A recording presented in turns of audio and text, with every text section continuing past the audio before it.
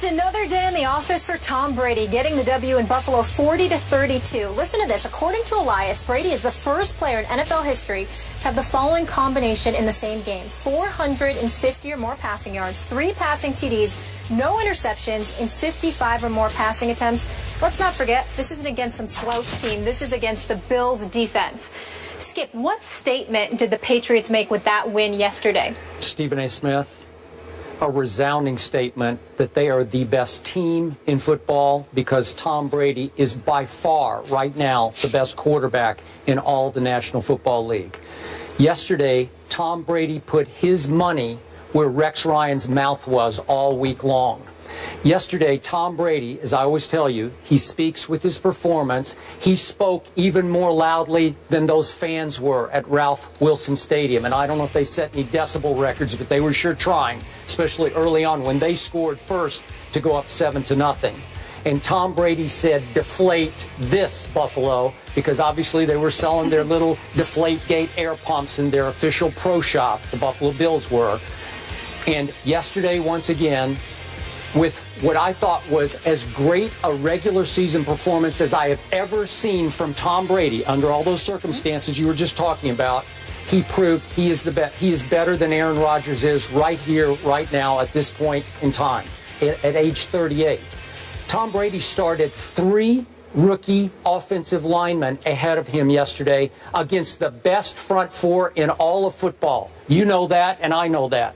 That Bills defense is serious business because that coach, along with Dennis Thurman, his defensive coordinator, has bedeviled Tom Brady for much of his career. If anybody has ever had Tom Brady's number, it has been Rex Ryan.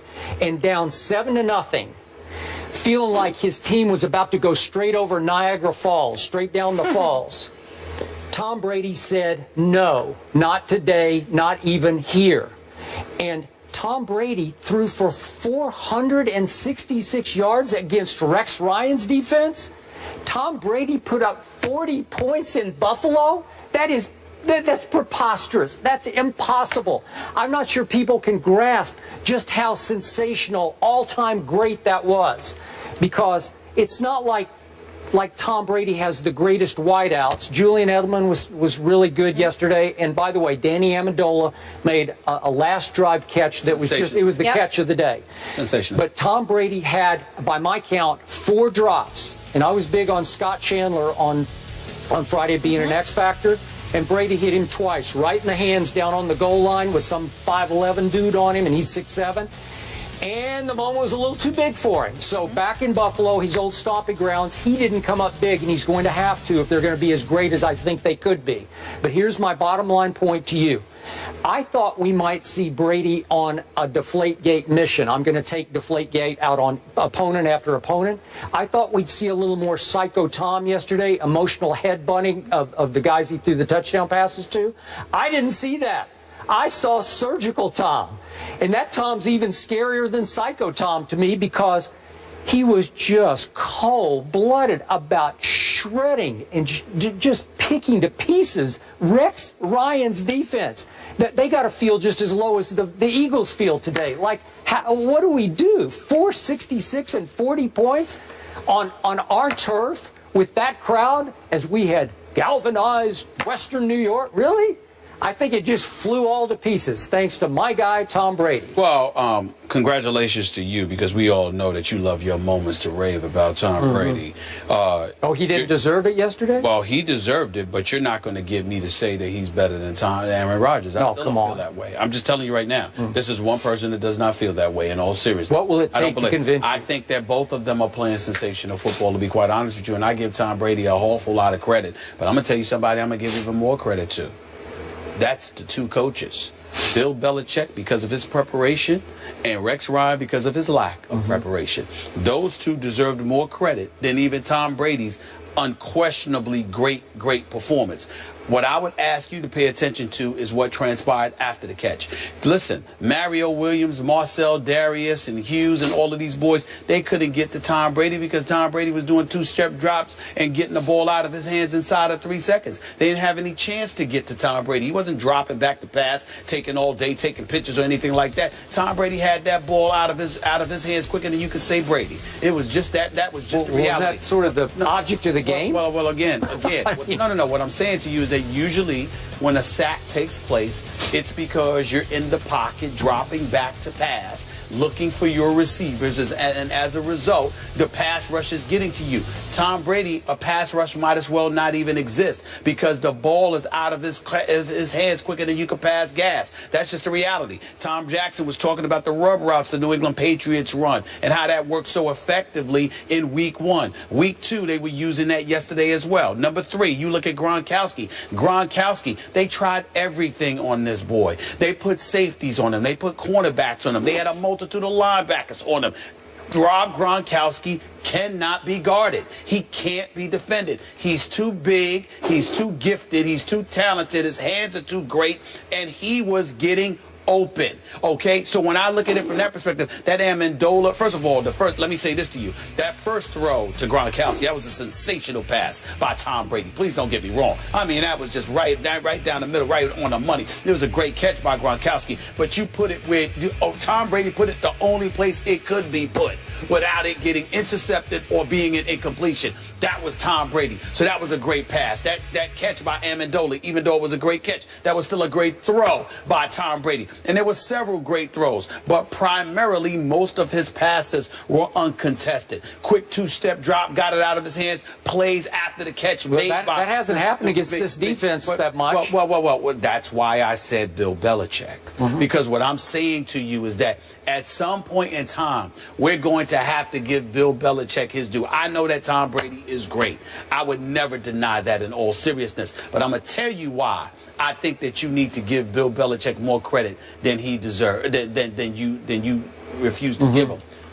When you look at Bill Belichick, it's the Charlie. I'm not casting any aspersions on anybody, but it's the Charlie Weisses, it's the Josh McDaniels, it's the Bill O'Briens.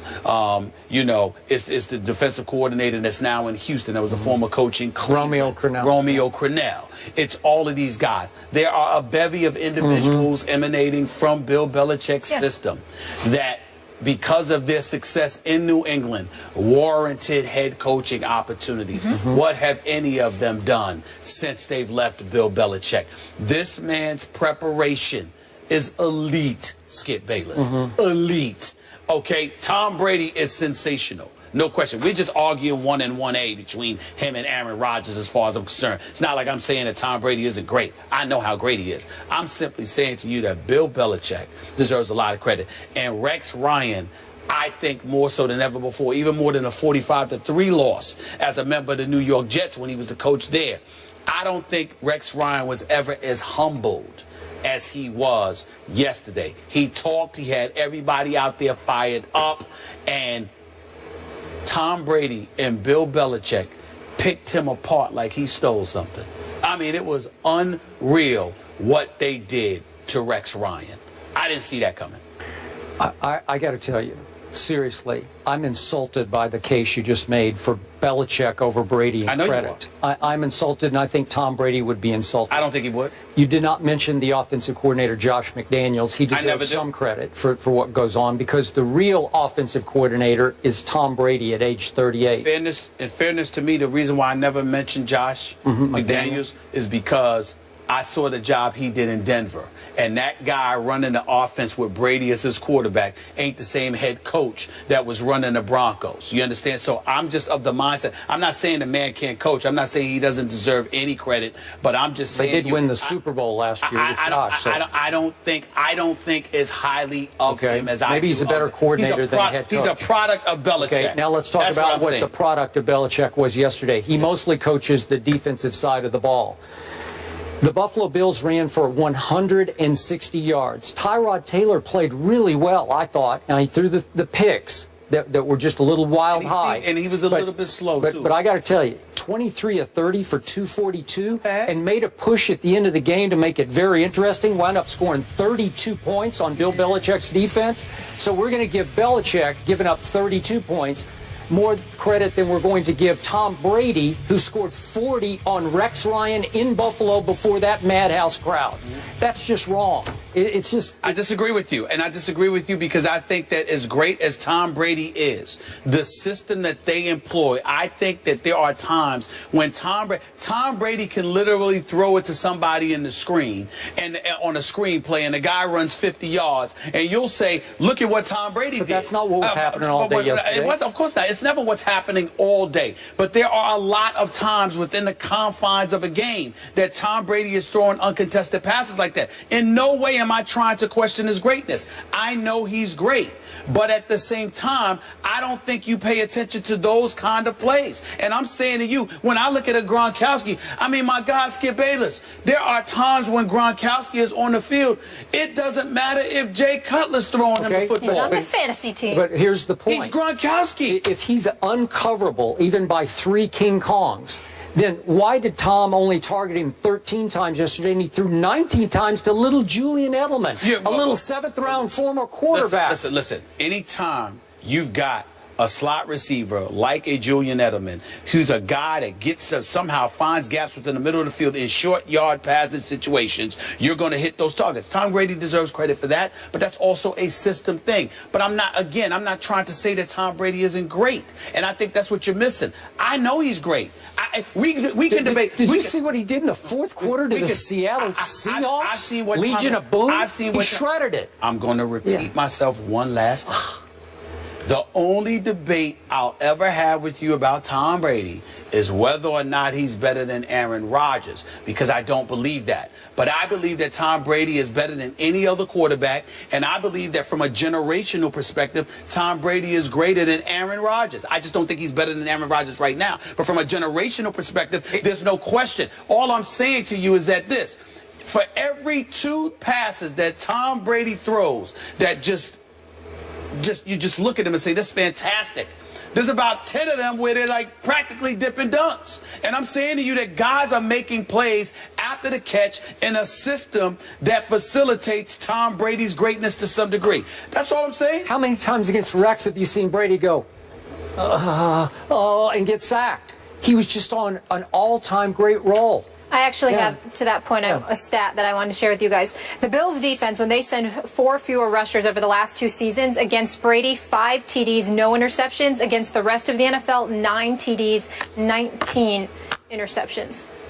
But I'm just talking about coverage that they play. Usually they have baffled Tom Brady. Not one time did he seem to hesitate yesterday. Not once. But Skip, the man has basically dominated Rex Ryan. Not really. I mean, his stats are way worse against Rex's defense. But he's won 10 of the 14 games he's played against Rex. But it's always a struggle. That wasn't a struggle. He kind of knows him. It's not always. It wasn't a struggle when they beat him 45-3. Well, that was the butt fumble game. That was Sanchez's fault. All I'm saying, well, butt fumble was one play, not 45-3. Well, all I'm saying to you is that the man kind of knows Rex Ryan. Rex Ryan did a bad job yesterday. Tom Brady picked him apart. You're absolutely right. But at the same time, I'm just looking at it. I'm saying, wait a minute. You're doing 2-step drops, getting the ball out of your hands. You know, Buffalo just got exposed. Hey, Aaron Rodgers could not have done that yesterday on that turf. If Aaron Rodgers is playing for Bill Belichick in that system, he could. Oh, please. That debate is for another time. Let's move on to the team that they faced in the Super Bowl. The Seahawks will try to do something that has only been done once in the last 25 years. We'll tell you what that is after the break.